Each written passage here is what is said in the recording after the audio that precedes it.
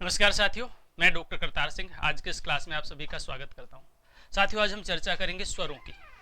जब भी हम स्वरों की चर्चा करते हैं किसी भी क्लास में या किसी भी लेवल पर, तो मूल रूप से हमें यह देखना होता है कि स्वर का विभाजन हम किस ढंग से करते हैं। जो भी हमारे स्वर हैं कितने भागों में हम उसका विभाजन कर देते हैं। ठीक है, यदि हम विभाजन की दृष्टि से देखें तो अलग अलग ढंग से हम उसका विभाजन करते हैं। ठीक है, स्वर को हम उदात्त, अनुदात्त और स्वरित के रूप में हम स्वर का विभाजन करते हैं। ठीक है, उसी प्रकार से हम भिन्न भिन्न, जब हम व्याकरण पढ़ते हैं तो आपने देखा होगा कि किस किस अलग अलग कैटेगरी में हम स्वरों का विभाजन करते हैं।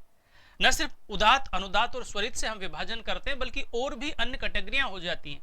ठीक है, हमने देखा होगा ह्रस्व, दीर्घ और प्लुत के माध्यम से हम स्वरों का विभाजन करते हैं कि कौन से ह्रस्व यानी छोटे होते हैं, लघु होते हैं, कौन से दीर्घ होते हैं, कौन से प्लुत होते हैं। जो ह्रस्व स्वर होता है उसमें 1 मात्रा का समय लगता है, जो दीर्घ स्वर होता है उसमें 2 मात्रा का समय लगता है, जो प्लुत स्वर होता है उसमें 3 मात्रा का समय लगता है। देखा होगा आप लोगों ने। ठीक है, इसी प्रकार से क्या है, मतलब हम ये उदात्त, अनुदात्त और स्वरित की बात करते हैं। उदात्त का मतलब जो तालु आदि सहभागेषु ऊपर के भागों से इनका उच्चारण होता है। अनुदात्त मतलब तालु आदि के नीचे के भागों से होता है। स्वरित जो है वो समान भाग से और समान आवाज में उसका उच्चारण होता है। ठीक है, आरोह अवरोह आदि का ध्यान रखा जाता है। आपको पता है कि एक ही जो आकार होता है, एक ही जो आकार यानी जो आकार है अ, उसके 18 भेद हो जाते हैं। इसी प्रकार से अ, ई, उ, री, लरी जो आदि होते हैं यहाँ पर, ठीक है, लरी को छोड़ करके अकेले मतलब इन 4 वर्णों को ए, उ, री आदि के हम 18 भेद कर देते हैं। लरी जो है उसके हम 12 भेद कर देते हैं। ऐसा आपने पढ़ा होगा, नहीं पढ़ा है तो आप उस शुरू की व्यवस्था को देखिए जहां पर शुद्ध रूप से पता है। आपकी जो क्लास है जहां पर आपकी व्याकरण की परंपरा प्रारंभ होती है, जहां पर हमने वर्ण व्यवस्था को पढ़ा है, वहां पर जरूर इस चीज को आप देखिए कि अकेला जो आकार है, अकेला जो अ है, वो कैसे 18 प्रकार का हो जाता है। यानी ह्रस्व स्वर जो होते हैं ये ह्रस्व भी होते हैं, दीर्घ भी होते हैं और प्लुत भी हो जाते हैं। ठीक है, ऐसा हमने देखा है यहाँ पर। ठीक है, तो ये किस ढंग से होता है यहाँ पर, तो ये जो है मतलब ए आई ओ जो होते हैं ये दीर्घ होते हैं। अब ये दीर्घ होते हैं तो इनका ह्रस्व नहीं हो सकता। ठीक है, कुछ ऐसा होता है जो पूर्ण रूप से क्या बड़ा नहीं होता, जैसे लृकार है, लृकार आदि है, इनका भेद हमें देखना पड़ेगा यहाँ पर। इसीलिए हम लृकार अर्थात लृ के हम 12 भेद करते हैं, लृ के हम 12 भेद करते हैं। ठीक है, ह्रस्व स्वरों के हम 18 भेद कर देते हैं। तो ये व्यवस्था आपको जरूर देखनी है किस ढंग से। फिलहाल हम उदात्त, अनुदात्त और स्वरित वाली जो व्यवस्था है इसको देख रहे हैं यहाँ पर। ठीक है, तो ये जो क्या क्या महत्वपूर्ण विषय इनका आप विशेष रूप से देखते हैं यहाँ पर। तो सबसे पहले हम बात कर रहे हैं मूल रूप से उदात्त स्वर की। उदात्त, अब ये उदात्त होता है क्या है, ये आपको मूल रूप से देखना है यहाँ पर। सबसे पहले हम इसकी चर्चा करेंगे बंधुओं। उदात्त स्वर, पाणिनि ने इसका वर्णन करते हुए कहा कि उच्चैरुदात्त है, उच्चैरुदात्त है। ठीक है, यदि हम इसका अलग विभाजन करते हैं यहाँ पर शुद्ध रूप से हम देखते हैं, तो मैं यहाँ दूसरे बोर्ड के बजाय मैं यहीं पढ़ा देता हूँ आपको। उच्च ही और उदात्त है, ये इस प्रकार का हम प्रयोग करते हैं। ठीक है, उच्च उदात्त। उच्च ही मतलब जो विसर्ग के बाद में हुआ है, तो विसर्ग रकार में रेफ में बदल गया, एक अलग व्यवस्था हम जानते हैं भली भांति के रूप में, जिसका अर्थ है जिस स्वर के उच्चारण में बल दिया जाता है उदात्त स्वर कहलाता है। ऋग्वेद में उदात्त स्वर पर कोई चिन्ह नहीं लगाया जाता। ये हम अलग की आगे की चर्चा कर रहे हैं। मूल क्या है इसमें कि उच्च ही उदात्त है। ठीक है, उच्च उदात्त का मतलब क्या होता है कि अधिक बल दिया जाता है, ऊंची आवाज में इसका उच्चारण होता है। और न सिर्फ ऊंची आवाज में उसका उच्चारण होता है, बल्कि जो तालु आदि है जहां से विभाजन किया जाता है, तालु आदि से भागेशु ऊर्ध्व भागेशु। ठीक है, यानी तालु आदि जो भाग है उनके ऊंचे के भाग से, ऊंचे के स्थान से, ठीक है, जिस अच का उच्चारण होता है वह क्या होता है, मूल रूप से उदात्त संज्ञक, अर्थात उसको हम उदात्त संज्ञक कहते हैं, जो आपने ग्रामर में व्याकरण की परंपरा में मूल रूप से उसकी परिभाषा को देखा होगा। ठीक है, वो परिभाषा मैं इसलिए बता रहा हूं आपको क्योंकि वहां बहुत बारीकी से समझाया गया इस चीज को, जहां पर हम ग्रामर की प्रारंभिक व्यवस्था को देखते हैं। ठीक है, जहां पर हम मूल रूप से उस व्यवस्था को देखते हैं, स्वर के विभाजन को देखते हैं। यहाँ पर स्वर का विभाजन हम किस ढंग से करते हैं, अयुण रेलरे के एवं आदि माहेश्वर जो सूत्र पढ़ाते हैं, उन सूत्रों के माध्यम से जो स्वर 9 स्वर निकल करके आते हैं, उनकी क्या क्या संज्ञा है, वो उदात्त, अनुदात्त और स्वरित कौन से होते हैं, लघु, गुरु, दीर्घ, ह्रस्व कौन से होते हैं, ये हम चर्चा करते हैं। तो बहुत बारीकी से उसका चित्रण किया जाता है, वहां पर जरूर उस वीडियो को आप देखिए निश्चित रूप से। ठीक है, बाकी आपको पता है तो अच्छी बात है। तो यहाँ पर हम उदात्त स्वरों में, क्योंकि यहाँ आपका यहाँ जो आपके छोटा सा पार्ट लगा हुआ है यहाँ पर कि स्वरों का प्रकार जो है उदात्त, अनुदात्त और स्वरित, एक छोटा सा सेक्शन है। तो उस छोटे से सेक्शन को यहाँ हम अलग ढंग से पढ़ा रहे हैं। ठीक है, हालांकि वहां पर उसका वर्णन हो जाता, उस क्लास में भी ये सारी चीजें हो जाती, लेकिन कई बार शिक्षार्थी के मन में ऐसा होता है कि ठीक है ये तो वो व्याकरण का पाठ था, वहीं पर काम निपटा दिया। इस बल्कि ज्यादा अच्छी वो क्लास है वहां पर, क्योंकि वहां पर एक एक चीज का बारीकी से चित्रण किया जाता है। लेकिन यहाँ मोटे तौर पर जो आपका सवाल बनता है यहाँ पर, तो इस सेक्शन में तो हम ये पढ़ाएंगे कि भाई उदात्त, अनुदात्त और स्वरित क्या होते हैं, बस यही हमारे सिलेबस का पार्ट है। ठीक है, तो वो बहुत बारीकी से वहां भी पढ़ाया गया और यहाँ भी पढ़ाया गया, दोनों जगह आप कहीं भी देख सकते हैं। जिस स्वर के उच्चारण पे बल दिया जाता है उदात्त स्वर कहलाता। ऋग्वेद में उदात्त स्वर पर कोई चिन्ह नहीं लगाया जाता। ऋग्वेद जो है उसमें उदात्त स्वर के ऊपर किसी भी प्रकार के कोई चिन्ह का प्रयोग नहीं किया जाता। ये आपको अलग अलग दृष्टिकोण आपको देखने को मिलेगा यहाँ पर, क्योंकि आपने देखा होगा कि कोई वर्ण है उसके नीचे आपको इस तरह से चिन्ह का प्रयोग होता है, कोई स्वर है उसके ऊपर आपको इस तरह से चिन्ह का प्रयोग होगा। ये ऋग्वेद में वैदिक जब सूक्त आप पढ़ते हो तो आपने देखा होगा। अब सवाल पैदा होता है कि उदात्त स्वरों के ऊपर क्या किसी प्रकार का चिन्ह होता है? तो उदात्त स्वरों के ऊपर किसी भी प्रकार का चिन्ह नहीं होता। अब आगे सवाल है कि कंठ, तालु, मूर्धा, दंत, ओष्ठ, नासिका आदि उच्चारण स्थानों के दो भाग ऊर्ध्व तथा निम्न होते हैं। यानी जो हमारे उच्चारण स्थल हैं इनके दो पार्ट होते हैं एक ही चीज के। मतलब कंठ है तो कंठ में एक ऊपर का पार्ट है और एक नीचे का पार्ट है। तालु है तो तालु के एक ऊपर का पार्ट है और तालु के एक नीचे का पार्ट है। हालांकि जब हम इसको प्रैक्टिकल करके देखते हैं, जब शुद्ध रूप से हम इसका प्रैक्टिकल करके देखते हैं, तब जाके मूल रूप से समस्या का समाधान होता है। ठीक है, बहुत ज्यादा हमें पता नहीं चलता, लेकिन फिर भी आपको देखना है। यदि आप ठीक ढंग से उसका आकलन नहीं भी कर पाते हैं, यदि ठीक ढंग से आप उसका आकलन नहीं भी कर पाते हैं, तो भी आपको कहीं ना कहीं ये देखना है, तो भी कहीं ना कहीं आपको ये देखना है कि भाई ऊपर के भाग और नीचे के भाग, दो पार्ट दो सेक्शन आप बना देंगे बस, ठीक है। प्रैक्टिकल नहीं भी होता है तो जब किसी स्वर का उच्चारण नियत स्थान के ऊर्ध्व भाग से होता है, जो नियत स्थान है उसके ऊपर के हिस्से से जब उसका उच्चारण होता है तो उसको हम क्या कहते हैं? उसको हम उदात्त कहते हैं। उदाहरण के लिए कंठ स्थानीय ए के जिस भेद का उच्चारण कंठ के ऊर्ध्व भाग से होता है उसे उदात्त ए कहेंगे यहाँ पर, ठीक है। क्योंकि ये तो उदात्त भी हो सकता है, अनुदात्त भी हो सकता है, ठीक है। इसका उच्चारण ऊपर से भी हो सकता है, इसका उच्चारण नीचे से भी हो सकता है यहाँ पर। तो ये प्रैक्टिकली ऐसी चीज है, जब किसी एक्सपर्ट व्यक्ति के साथ आप बैठेंगे, जब किसी ऐसे गुरु जिसको अनुभव रहा हो, जो इस व्याकरण की व्यवस्था को पूर्ण रूप से समझ सकता हो यहाँ पर, ठीक है, उसके पास जब बैठेंगे और जब वो बताएंगे कि अब यहाँ बोला तो ये ऊपर ही ढक्कन लग गया यहाँ पर, जब हम अंदर बोलते लंबा करते हैं तो नीचे की तरफ जा रहा वहां पर, ठीक है। लेकिन ये जब पास बैठेंगे तब जाके इसका शुद्ध रूप से उच्चारण हो पाएगा, आप अकेले नहीं कर पाएंगे। मैंने ये कहा कि मैं ऊपर के उच्चारण कर रहा हूँ, नीचे से उच्चारण कर रहा हूँ, तो ऐसे हो नहीं पाएगा, ठीक है। तो ये दो पार्ट है, इसका एक ऊपर का भाग है, एक नीचे का भाग है। तो तालु आदि से भागेशु ऊर्ध्व भागेशु, तालु आदि जो सब भाग है उसके ऊपर के भाग, तालु आदि का मतलब जितने भी उच्चारण स्थल जो जिसके दो दो पार्ट होते हैं, ठीक है। तो ऊपर के भाग से जिनका उच्चारण होता है वो क्या होता है? उदात्त संज्ञा वाले होते हैं। तो इनका उच्चारण ऊंची आवाज में भी किया जाता है, इनका उच्चारण ऊंचे के भाग से भी होता है और इन पर बलाघात भी ज्यादा होता है वहां पर, ठीक है। ये दो तीन चीजें होती है। और एक सबसे इंपॉर्टेंट क्वेश्चन हमने यहाँ पर चर्चा की यहाँ पर कि उदात्त स्वरों के ऊपर किसी भी प्रकार के किसी चिन्ह का प्रयोग नहीं किया जाता, ठीक है। नेक्स्ट हम चर्चा कर रहे हैं यहाँ पर, ये उच्च रुद्धात आदि की हमने चर्चा की है। आगे देखते हैं अनुदात्त स्वर। अनुदात्त में देखिए यहाँ पर सेम वही कैटेगरी, वही चीजें अनुदात्त में भी देखिए। पाणिनि ने इसका उच्चारण क्या किया है? नीचे ही अनुदात्त। पाणिनि कहते हैं नीचे ही अनुदात्त, अर्थात नीचे के भागों से जिनका उच्चारण किया जाता है वो अनुदात्त संज्ञा वाले होते हैं। अब ये नीचे के भाग कौन से? स्थान तो हमारे पास वही है भाई, स्थान तो हमारे पास वही मूर्धा है, वही तालु है, वही कंठ है, वही दंत है, अलग से तो कोई है नहीं हमारे पास में, ठीक है। तो वही जो पार्ट था, हमने कहा कि वही जो तालु आदि सभाग थे, उन तालु आदि सभाग के ऊपर के भाग से जिनका उच्चारण हो गया वो तो उदात्त संज्ञा वाले हो गए, और नीचे के हिस्से से जिनका उच्चारण होता है वो अनुदात्त संज्ञा वाले होते हैं। जो अनुदात्त संज्ञा होती है उसमें उदात्त की बजाय कम बल दिया जाता है, ठीक है। उदात्त की बजाय उसमें कम बलाघात होता है। क्वेश्चन के रूप में आपको देखना है, प्रैक्टिकली आप समझ सकते हो तो बहुत अच्छी बात है, अन्यथा सवाल के रूप में आपको देखना है, प्रश्न के रूप में देखना, तो ये तो बहुत अच्छी बात है, आप अपने ढंग से देखिए। तो ये लिखा है कि जिस स्वर के उच्चारण में अधिक बल न लगाया जाए, क्योंकि अनुदात्त संज्ञा है तो इसमें तो उदात्त तो होगा ही नहीं भाई, बलाघात तो होगा ही नहीं, वह अनुदात्त स्वर कहलाता है। सहभाग तालु आदि उच्चारण स्थानों के अधोभाग से उच्चारित स्वर अनुदात्त की संज्ञा से अभिहित होता है। ये हमने उसमें वृत्ति में देखा है, जब हम लघु सिद्धांत कौमुदी को पढ़ते हैं, जब पाणिनि की अष्टाध्यायी को पढ़ते हैं, जब हम व्याकरण ग्रंथ को पढ़ते हैं, तो यहाँ पर शुद्ध रूप से देखने को मिलता है हमें तालु आदि सहभागेशु अधोभागेशु, अधोभागेशु उत्पन्न अच अनुदात्त संज्ञक। आपने इस वृत्ति में देखा होगा। शुद्ध हिंदी में बात करूं यदि मैं, कि तालु आदि सहभाग के अधोभाग से यानी नीचे के भाग से, तालु आदि सहभागों के नीचे के भाग से जिस स्वर का, ठीक है, या जिन स्वरों का उत्पत्ति स्थल है, या जिन स्वरों का पूर्ण रूप से जिन स्वरों की उत्पत्ति होती है वे अनुदात्त संज्ञा वाले होते हैं। इन पर कम बलाघात का प्रयोग किया जाता है।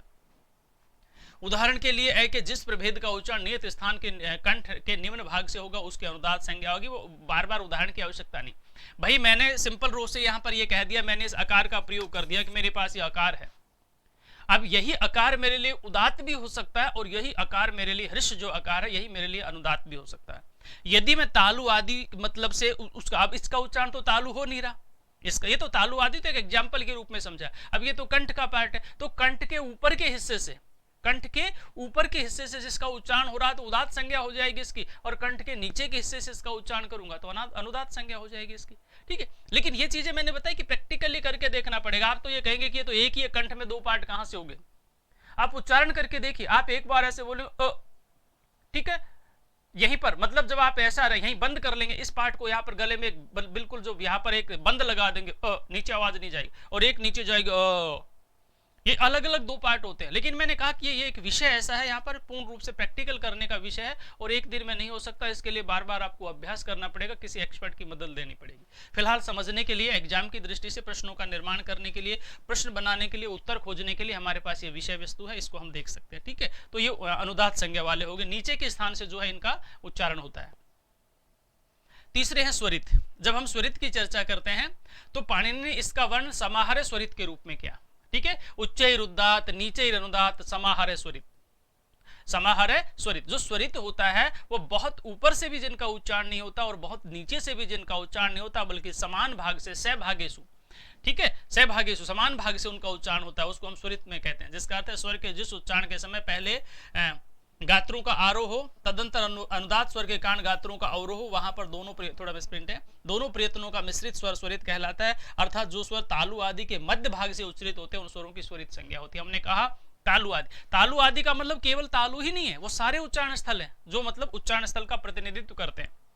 अगर वो कंठ से उच्चारित होने वाला वर्ण है तो तालु के स्थान पर उसको हम कंठ मानेंगे, अगर वो मूर्धा से उच्चारित होने वाला वर्ण है तो तालु के स्थान पर हम उसको मूर्धा मानेंगे। तालु आदि लिख दिया तो मतलब सारे उच्चारण स्थल आ गए।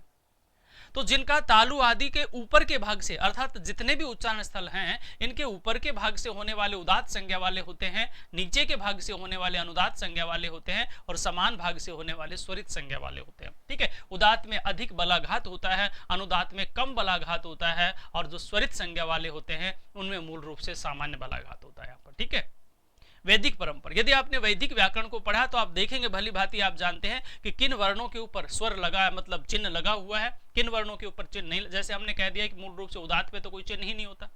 अब अनुदात्त पे कहां लगा होता है, स्वरित पे कहां लगा होता है, ये आपको देखना। ठीक है, उदात्त का जब उच्चारण करते हैं तो हस्त संचालन, आपने किसी वैदिक ब्रह्मचारी को, किसी वैदिक प्रकांड विद्वान को आपने देखा होगा, जब वेद मंत्र का उच्चारण करते हैं तो उनका हाथ ऐसे ऐसे होता रहता है, यहाँ पर ऐसे हम बोलते रहते हैं। ठीक है, ये आरोह अवरोह होता है कि कौन सा स्वर उदात्त है, कौन सा अनुदात्त है, कौन सा स्वरित है। ठीक है, कहीं उनका कर्ण मूल तक हाथ चला जाएगा, कहीं उनका शीर्ष तक हाथ चला जाएगा, कहीं उनका हाथ तक, हृदय तक हाथ आ जाएगा। ये सवाल बनते हैं।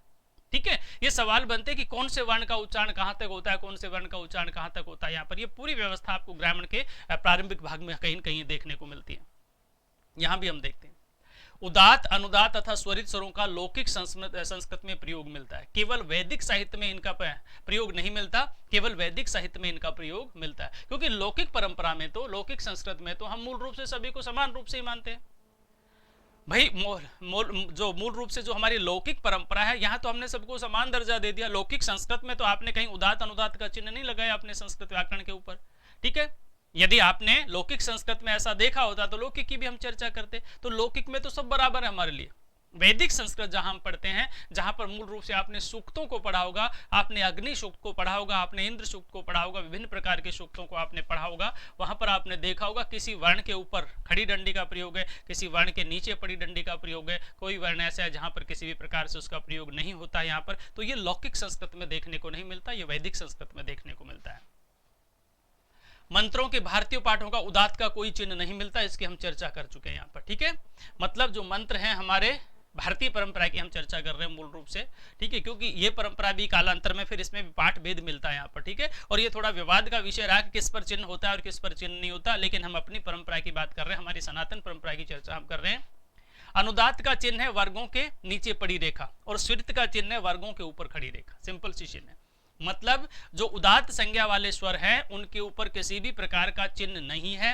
इसके बाद लिखा हुआ कि जो अनुदात्त का चिन्ह है वर्गों के नीचे पड़ी रेखा, यानी कोई भी जो वर्ण है, यहाँ पर वर्ग नहीं है, ये वर्ण है, ये वर्ण है। ठीक है, जो भी कोई भी जो वर्ण है कोई भी जो एक वर्ण होता है उस वर्ण के नीचे अगर कोई पड़ी रेखा होगी, यहाँ पर ये वर्णों के नीचे, जैसे मान लीजिए ये है, इसके नीचे मैंने ऐसे लगा दिया यहाँ पर, तो ये पड़ी रेखा है ये मूल रूप से, और स्वरित का चिन्ह वर्गों के ऊपर खड़ी रेखा, जैसे ये है इसके ऊपर मैंने लगा दिया। सिंपल सी चीज है। तो जो अनुदात संज्ञक है, ठीक है, जो उदात्त संज्ञक है और जो स्वरित संज्ञक है, उन सब के बारे में आपको विशेष रूप से ध्यान रखना है यहाँ पर, ठीक है। और एक क्वेश्चन मैंने आपके लिए समस्यात्मक छोड़ा, इस पे भी मैं बार बार समस्यात्मक प्रश्न इसलिए छोड़ता हूँ कि आप थोड़ा सा होमवर्क करें, वैसे नहीं करेंगे, ठीक है। गृह कार्य करें आप, मैंने बताया, और मैंने ये आपको जगह भी बता दी कि इसका आंसर आपको वहां प्रारंभिक वीडियो में मिलेगा, लेकिन ये आपको जरूर देखना है कि कहां तक संकेत होता है, शीर्ष तक कौन, यानी उदात्त वर्ण का उच्चारण में कहां तक निशान होता है, अनुदात्त वर्ण में जो वक्ता होता है बोलने वाला, उसका मतलब हाथ का संचालन कहां तक होता है, संकेत होता है, ठीक है। एक में यहां तक होता है, एक शीर्ष तक होता है, एक में कर्णमूल तक होता है, एक में हृदय तक होता है यहाँ पर, ठीक है। ये कौन कौन से होते हैं आपको देखना है, नहीं तो कहीं न कहीं समस्या का समाधान हम करेंगे किसी प्रश्न में, किसी पीडीएफ में, किसी वीडियो में, जरूर इसका उत्तर आपको मिलेगा। नहीं मिलता है तो आप कमेंट करके हमसे बात कर सकते हैं, ठीक है। वैसे मिलेगा, मुझे पता है, मैंने पढ़ाया। तो यहां पर मूल रूप से हम चर्चा कर रहे हैं किसकी, स्वरों की। उच्चैरुदात्त, नीचैरुदात्त, समाहार स्वरित, इस प्रकार की जो परंपरा है ये कहीं न कहीं हमें मूल रूप से देखने को मिलती है कि इसमें स्वरों की परंपरा। बहुत बड़ी क्लास नहीं है, एक छोटा सा टॉपिक है, एक क्वेश्चन इसमें से बनता है, लेकिन आपके लिए वो एक क्वेश्चन भी बहुत अधिक मायने रखता है, क्योंकि एक क्वेश्चन में जो आपके जो 2 नंबर आएंगे या 3 नंबर का या 1 नंबर का जो भी आपका क्वेश्चन होता है, उसमें 1 नंबर में हजारों नहीं बल्कि लाखों लोग जो है वो मेरिट में ऊपर नीचे हो जाते हैं। 1 नंबर का एक क्वेश्चन मेरिट का जो उसका 100वां हिस्सा जो है वो कर लिया जाता है क्वेश्चन में। विभिन्न प्रकार की चीजें आपको देखने को मिलती है, ठीक है। इसलिए आपके लिए बहुत महत्वपूर्ण विषय है। इसी के साथ में हम एक अन्य विषय को भी लेकर के चलते हैं। यहाँ पर मूल रूप से फिलहाल हम स्वरों की बात कर रहे थे, स्वरों की क्लास हमारे लिए इतनी ही होगी, लेकिन इसके साथ एक और विषय चलता है मूल रूप से, उसकी भी हम चर्चा करेंगे। तो फिलहाल इस क्लास में इतना ही, दूसरी क्लास को देखते हैं।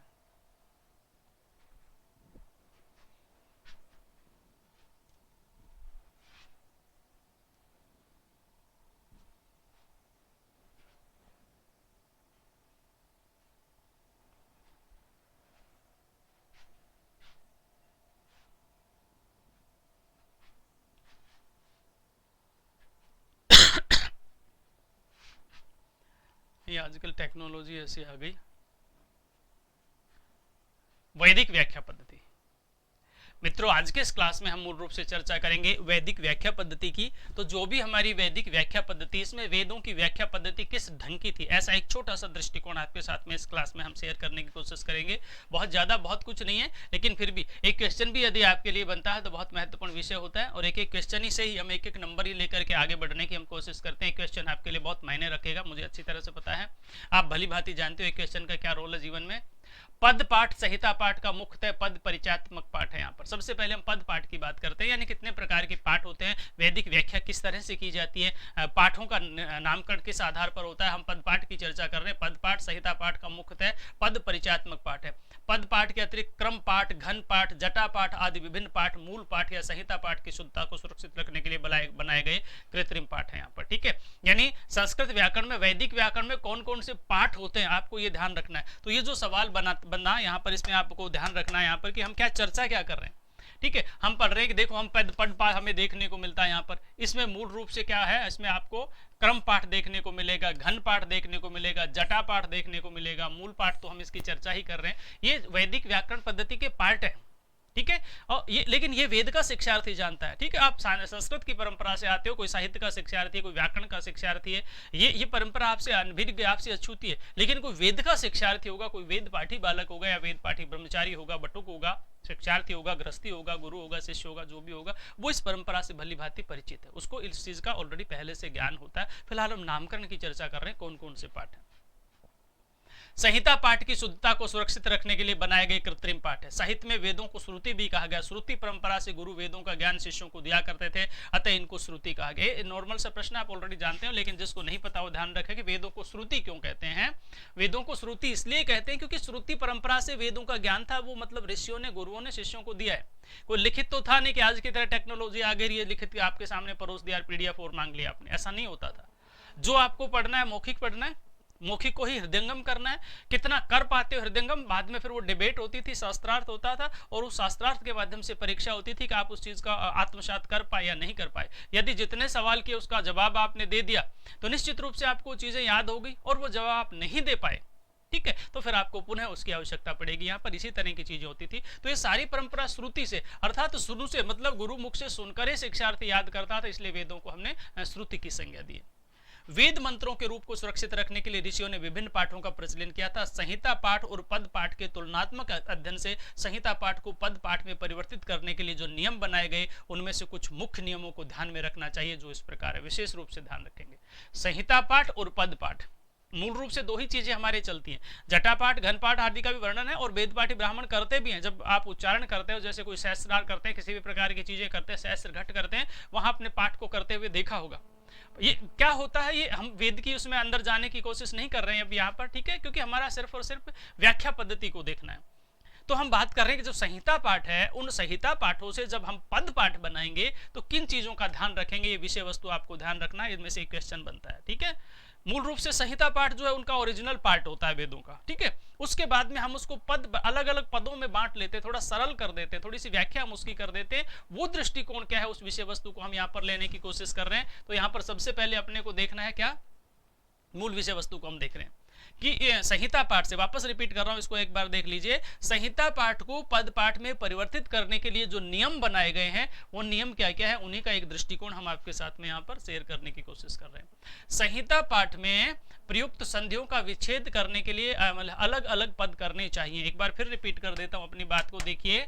संहिता पाठ में प्रयुक्त संधियों का विच्छेदन करके अलग अलग पद करने चाहिए। यानी संहिता पाठ में आपको एक मूल पाठ दिखाई देगा, लेकिन जब आप पद पाठ करेंगे तो उसमें जो संधि है उनका आप अलग अलग वर्णन कर देंगे, जिससे वो स्थिति सामने वाले के समझ में आ जाएगी कि कौन सी संधि का प्रयोग हुआ है, कैसे संधि का प्रयोग हुआ है। क्योंकि एक जो टफ वर्ड होता है, जो महत्वपूर्ण वर्ड होता है, एकजुट होता है, वो संगठित अवस्था में होता है, वहां पर तो दिखाई नहीं देता है कि इसमें कौन सी संधि और क्या क्या हुआ है। लेकिन जब हम उसके टुकड़ों में विभाजन कर देते तो आसानी से समझ में आ जाता है। तो सिंपल सी पाठ है कि मूल संहिता पाठ को जब हम पद पाठ में परिवर्तित करते हैं तो संधियों में जो भेद होता है, आसानी से उनको पूर्ण रूप से बारीकी से उसका विश्लेषण करना चाहिए।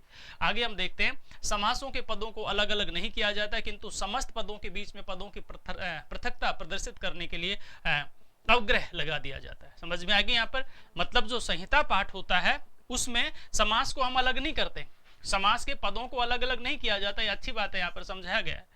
समास के पदों को अलग अलग नहीं करते, लेकिन समझाने के लिए कि मूल ये पद थे, समास का ये पद था और यहाँ पर हमने अलग कर दिया यहाँ पर, तो इसमें क्या लगा दिया जाता है, पद पाठ में अवग्रह लगा दिया जाता है। अब आप ये समास की व्यवस्था को नहीं समझ रहे, क्योंकि वैदिक परंपरा से आपका परिचय नहीं है।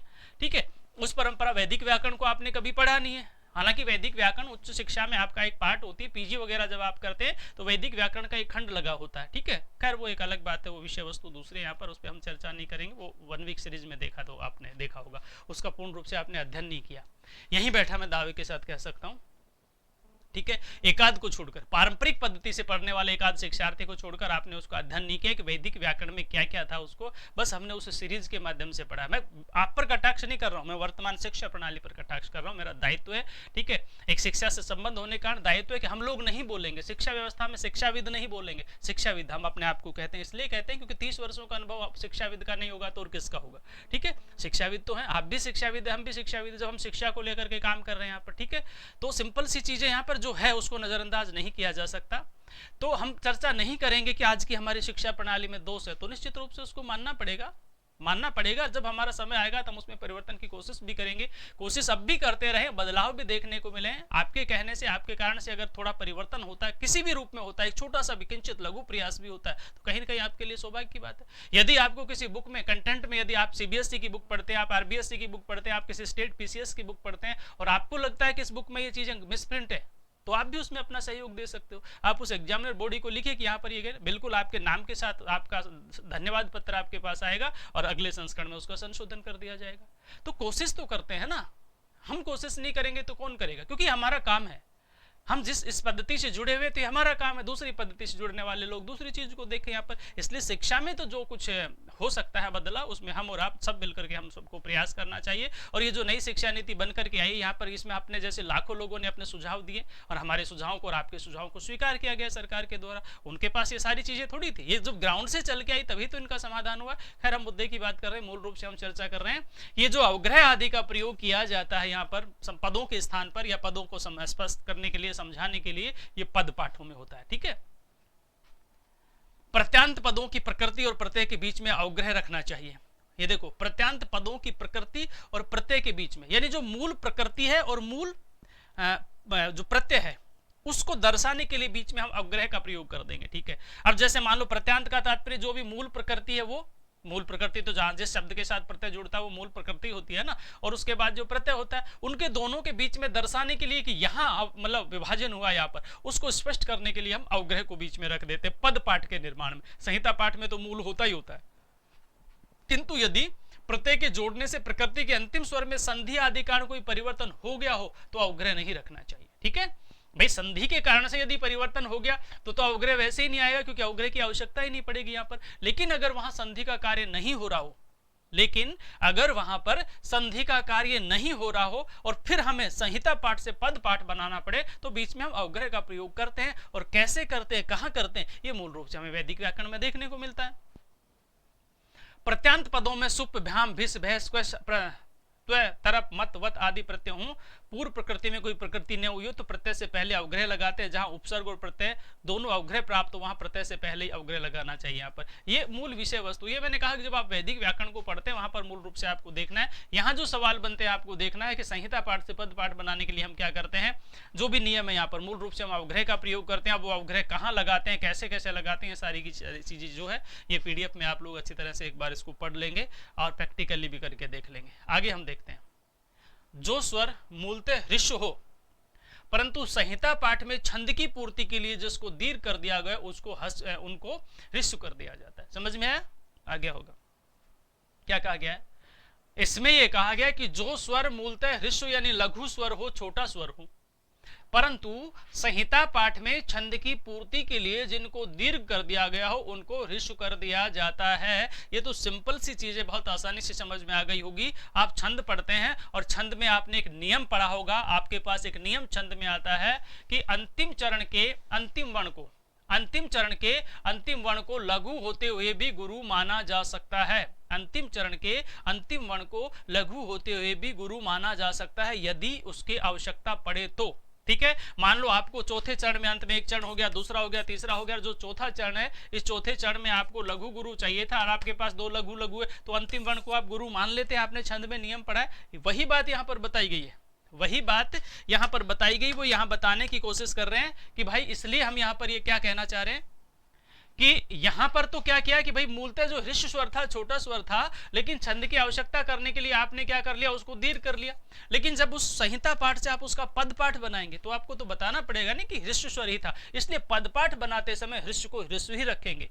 ठीक है, संहिता पाठ में आपने उसको दीर्घ कर लिया क्योंकि आपकी व्यवस्था थी, आपकी मतलब आवश्यकता थी, आपकी मजबूरी थी, लेकिन पद पाठ में आप ह्रस्व को ह्रस्व ही रखेंगे। ये क्वेश्चन आपके लिए बनता है। नेक्स्ट, यदि किसी पद में मूलतः दंत सकार है और किसी कारण वह मूर्धन होकर संहिता पाठ में प्रयुक्त हुआ है तो पद पाठ में उसे दंत सकार के रूप में ही प्रस्तुत किया जाता है। वही चीज नॉर्मल सी, भाई आपके पास दंत सकार था, दंत सकार तो यही होता है, आपने मूर्धन सकार का प्रयोग संहिता पाठ के लिए मूर्धन सकार का प्रयोग कर दिया, लेकिन आप जब क्या करेंगे, यहाँ पर ये सकार है लेकिन आप ये तो आपके पास संहिता पाठ हो गया, यहाँ पर संहिता पाठ हो गया, लेकिन आप संहिता पाठ से पद पाठ बनाएंगे तो उस मूर्धन सकार के स्थान पर आप क्या करेंगे, आप दंत ही करेंगे यहाँ पर। ठीक है, क्योंकि पहले भी आपने ऐसा ही किया। अब इन सारे नियमों को ना पढ़ के एक ही बात मोटे तौर पर याद रख लो ना कि जो ओरिजिनल होता है पद पाठ में वही रहता है।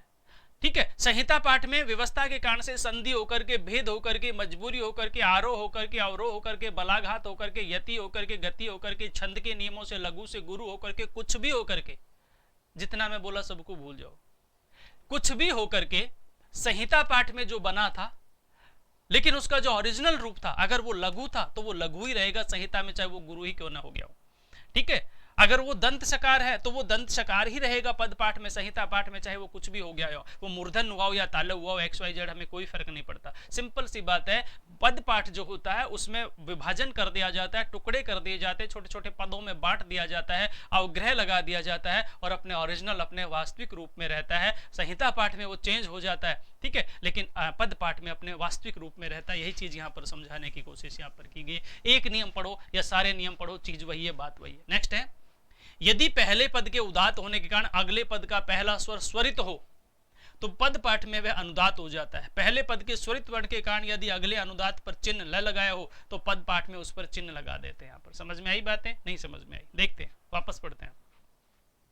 यदि पहले पद के उदात होने के कारण, पहले पद के उदात होने के कारण अगले पद का पहला स्वर स्वरित हो, पहला उदात हो गया और नेक्स्ट जो पद है उसका पहला पद जो है, पहला पद स्वर जो है वो स्वरित हो, तो पद पाठ में वह अनुदात हो जाता है। सिंपल सी है, यदि यहां पर उदात होता है और उससे क्या होता है, स्वरित हो, उसके आगे स्वरित हो, तो जब उस संहिता से उदात बनाएंगे ना, सॉरी पद पाठ बनाएंगे ना, तो इसको हम क्या कर देंगे, अनुदात कर देंगे।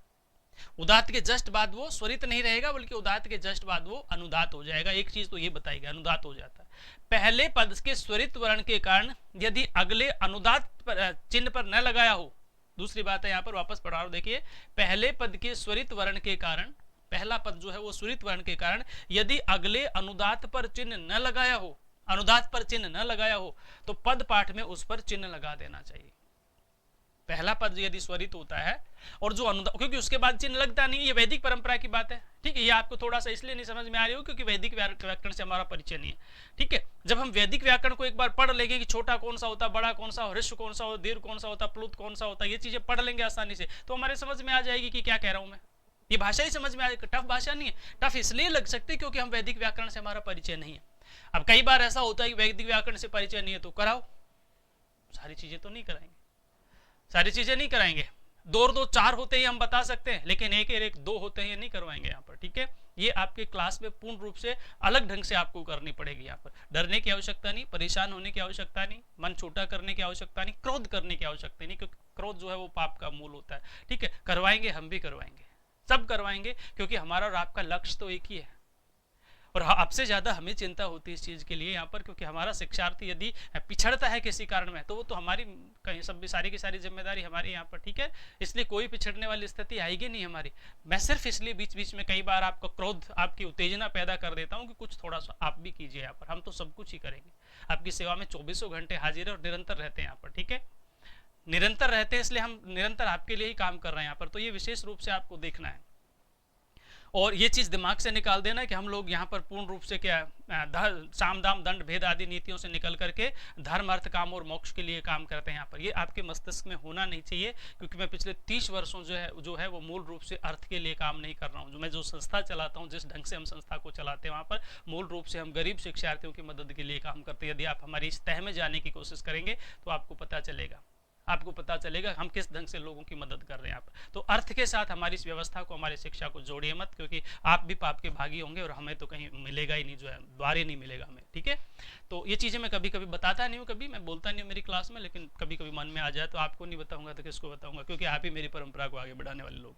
तो मैं क्या कह रहा था, हम यदि अभी संहिता पाठ की हम चर्चा कर रहे हैं, मूल रूप से हम जिस संहिता पाठ की चर्चा कर रहे हैं उसको पद पाठ में बदलने के लिए एक अवग्रह का प्रयोग होता है। उदात अनुदात वाली कहानी समझ में आ गई, स्वरित अनुदात वाली कहानी समझ में आएगी, चिन्ह नहीं है तो चिन्ह लगाने वाली कहानी समझ में आ गई, अवग्रह लगाने वाली कहानी समझ में आ गई। एक बार ठंडे दिमाग से इस पीडीएफ को वापस से पढ़ लीजिएगा, ठंडे दिमाग से इस पीडीएफ को वापस से पढ़ लीजिएगा और थोड़ा सा यदि आपके पास समय है तो एक बार वैदिक व्याकरण से भी परिचय कर लीजिएगा। तो जब आप वैदिक व्याकरण से परिचय करेंगे तो स्वरों का जो प्रकार है, उदात अनुदात और स्वरित वाली चीजें, ये भी आपके समझ में आएंगे। ह्रस्व दीर्घ और प्लुत वाली जो चीजें, ये भी आपके समझ में आएंगी। वैसे बता देता हूँ चलते चलते कि ह्रस्व स्वर जो होता है छोटा होता है, आप जानते हैं भली बात, एक मात्रा लगती है उसके ऊपर, एक मात्रा का समय लगता है। दीर्घ जो स्वर होता है वो बड़ा होता है। यदि आकार है, यदि आकार ह्रस्व है और इस पे एक मात्रा लगती है तो जो दीर्घ मात्रा होती है, ठीक है, वो आ हो जाएगा और इससे डबल मात्रा का जो है समय इसमें लगता है। यहाँ पर जो प्लुत होता है उसमें ह्रस्व से, ये जो ह्रस्व होता है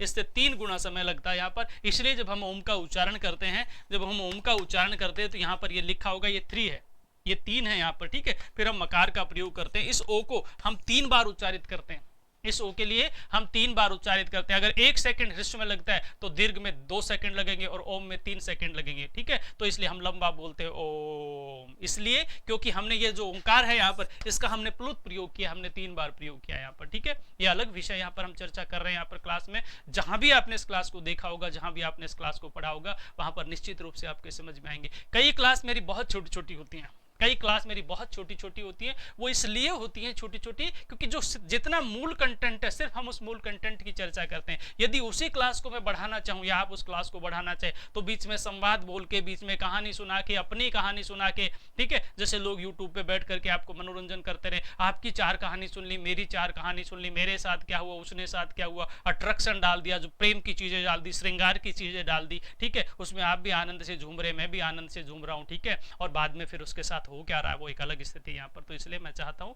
कि कम समय में बहुत कुछ आप सीखें, कम समय में बहुत कुछ आप सीखें यहाँ पर, ठीक है। पूरी की पूरी प्रक्रिया जो मैंने बताया कि पिछले 30 वर्षों का जो मेरा अनुभव है मैं आपके साथ शेयर करने की कोशिश कर रहा हूँ। कोई उसके पीछे फैक्टर काम नहीं करता, कोई फैक्टर काम नहीं करता, क्योंकि जो फैक्टर थे हमारे वो सारे हमारे 30 साल पहले खत्म हो चुके हैं यहाँ पर, ठीक है।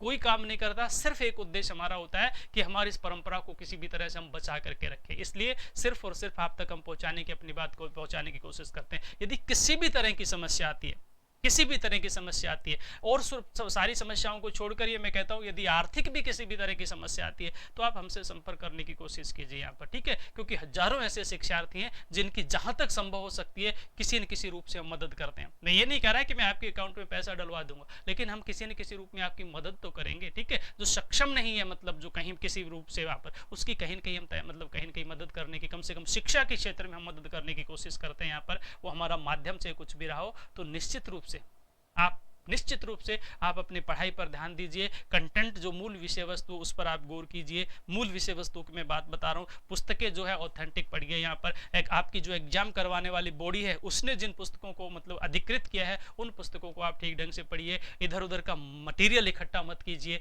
मैं कहना नहीं चाहता कैमरे के सामने, लेकिन मैं फिर भी दबी जबान से कहूंगा कि इधर उधर से जो कचरा इकट्ठा कर लेते हैं उसको मत कीजिए, ठीक है, मत कीजिए, क्योंकि आपसे बढ़कर रणनीतिकार इस दुनिया में कोई नहीं हो सकता। सब क्लास के वीडियो में लास्ट में नहीं बोलता हूं, मैं इसलिए बोल रहा हूं यहाँ पर निश्चित रूप से। मैं देखता हूं कि एक व्यक्ति ने 10 तरह के नोट्स को इकट्ठा कर रखा है, वो खुद देख रहा है कि इसमें कुछ और लिखा है, इसमें कुछ और लिखा है, वो मसाला खुद देखता है तो वो खुद ही गुमराह हो जाता है। तो जब आप खुद गुमराह हो जाएंगे तो करेंगे क्या? नजरअंदाज कर दी कुछ चीज के लिए, बहरे बन जाइए, गूंगे बन जाइए, अंधे बन जाइए। मूल कंटेंट को देखिए, हृदय की बात सुनिए, किसी अच्छे अनुभवी व्यक्ति के साथ मिलिए, 2-4 फ्रेंड जो बहुत अच्छे आपको शिक्षा देते हो उनको रखिए यहाँ पर, और जो इकट्ठा आपने जो मटेरियल इधर उधर से इकट्ठा कर रखा है वो किसी अपने प्रिय दुश्मन को दे दीजिए, ठीक है। नमस्कार।